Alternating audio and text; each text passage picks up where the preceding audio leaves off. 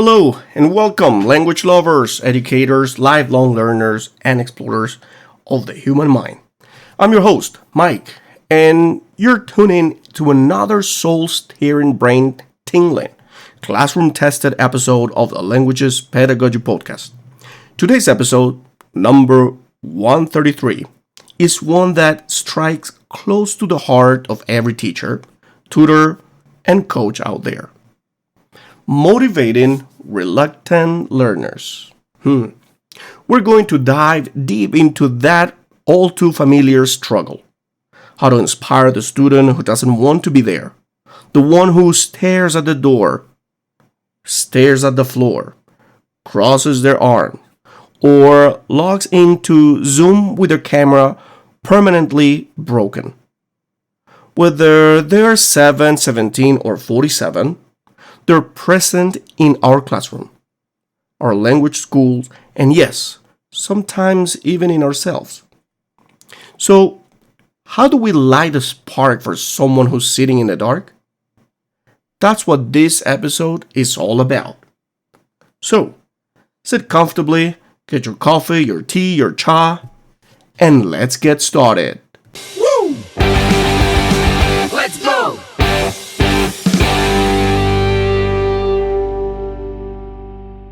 And let's get started with a universal truth, all right? No one is truly unmotivated. They're just not motivated by what's being offered. And I want you to sit with that for a second, because that's where our work begins. Not by labeling learners as lazy or disengaged, but by shifting the lens to understand what they are motivated by. Because every human being has needs, drives, desires, and even if they don't line up with our lessons plan. So, let's break this down psychologically now. What is the psychology of reluctance? Start with the three basic needs. Self-determination theory, all right? According to Deci and Ryan's self-determination theory, motivation blooms when three core psychological needs are met: autonomy, competence, and relatedness. So in autonomy, the need to feel in control of one's action, right? The competence is the need to feel effective and capable. Relatedness, the need to feel connected and valued. Reluctance often comes when one or more of these needs is unmet. A child might shut down because they don't feel competent. A teen may resist because they feel controlled. An adult might disengage because they don't feel seen. So the first step in motivating a reluctant learner is not more grammar drills, louder pep talks, or stricter deadlines. It's diagnosing which of these needs is being neglected and fixing that first. So, let's move on to motivating young learners now. Let's talk about the ages, let's say, between 5 to 12. So, starting with the youngest language learners, the weakly ones, the shy ones, the I rather draw a dinosaur ones. Reluctance in young learners often isn't laziness. It's confusion, fear, or discomfort masked as disinterest. Now, why don't we just make it playful? If the child isn't smiling, learning isn't happening. Play is the gateway to language. Games, movement, puppets, imagination, all of these are not side dishes. They're the main course. Story here. I once had a student named Leo, age 6. He wouldn't say a word in English for weeks. But the moment I introduced a sock puppet named Max, Leo lit up. Within 2 lessons, he was chatting with Max non-stop. And by extension, with me. Another one. Let's create rituals, all right? Kids love structure disguised as magic. A greeting song, a mystery word, a reward chart. They give safety, familiarity, and something to look forward to.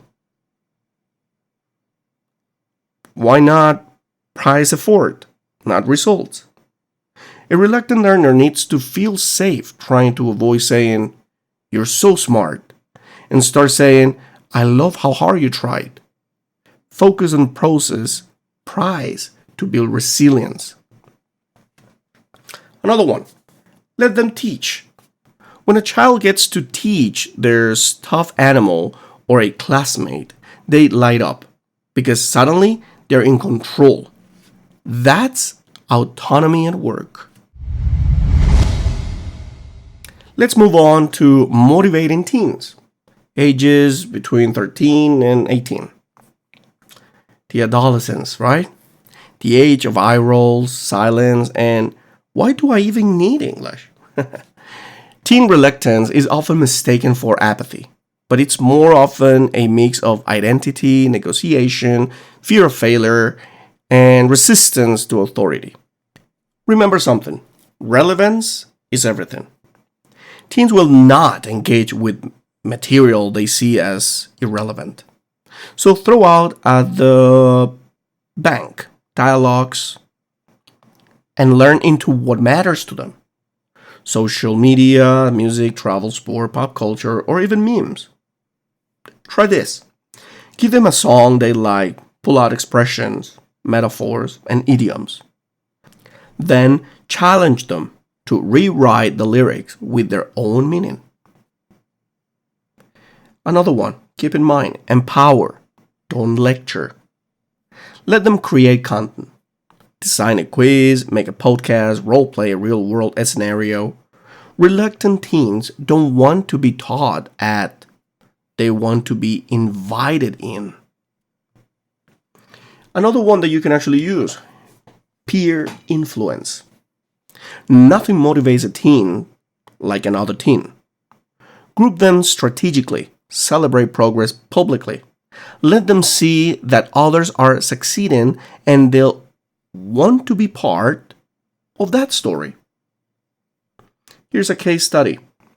I had a 15-year-old student who refused to participate in class, but I partnered him with a student who was mildly enthusiastic, and suddenly participation doubled.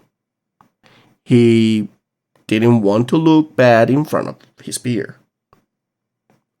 Normalizing struggle. Teens fear embarrassment. Share stories of people who failed and kept going. Better yet, let them see you make mistakes and laugh them off. That vulnerability builds trust.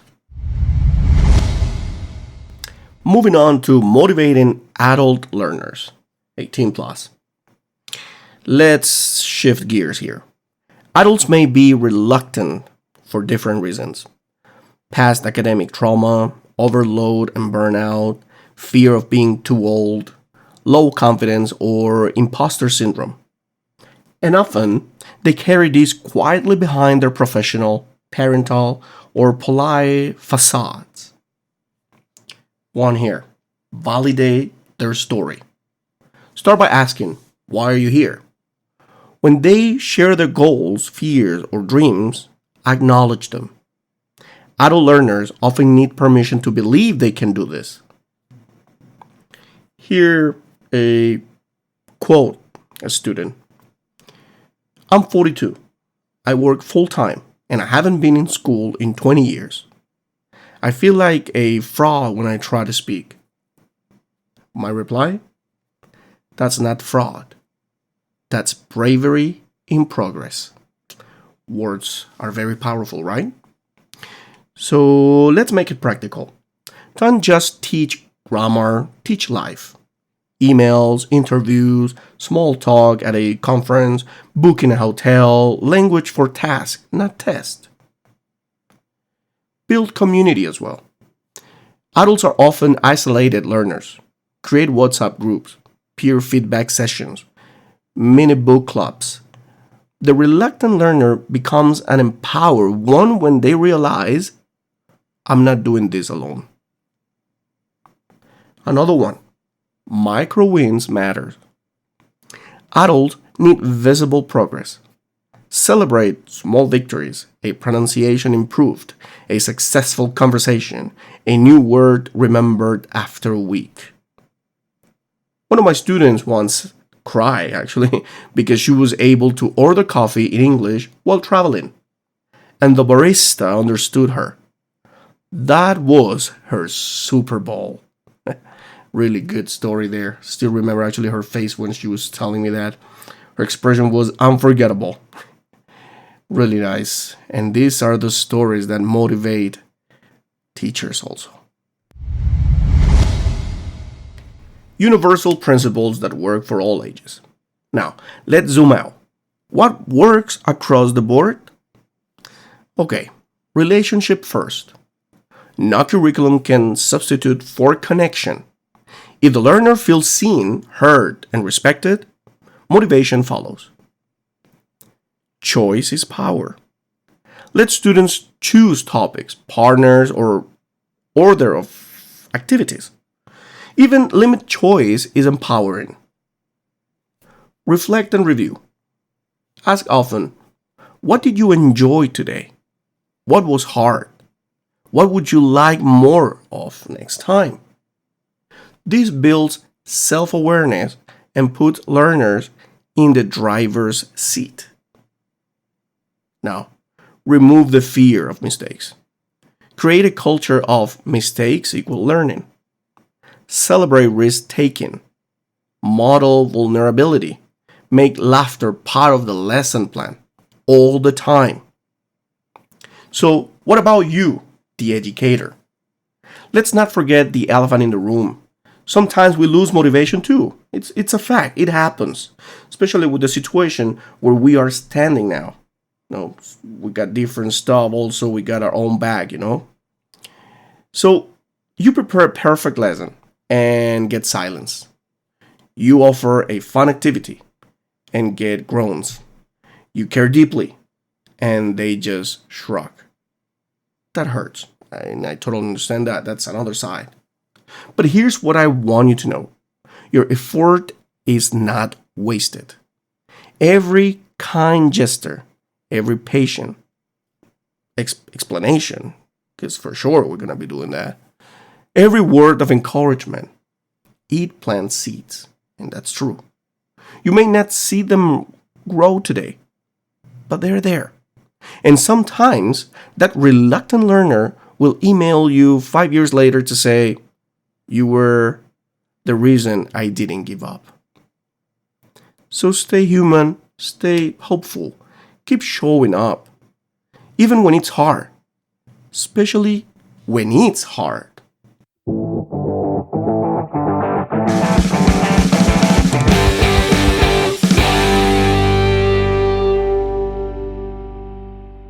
Motivating reluctant learners isn't about magic. It's about listening, adapting, trusting. It's about dropping the I need to teach this mindset and adopting the what do they need to feel ready to learn. That's the mindset. Sometimes the best teaching starts when you stop teaching and start connecting. So whether your student is 6 or 60, whether they avoid eye contact or challenge every activity, whether they've given up on language or never started trying, let's remember this. They haven't failed. They just haven't felt the spark yet. And maybe, just maybe, you're the spark they've been waiting for. And thank you for spending this time with me on today's episode of this, your podcast, Languages Pedagogy Podcast. I hope it filled you with insight, strategy, and renewed energy for the learners who need you most. And as I always say, until next time, keep lighting fires where others see only ashes, and keep teaching with heart.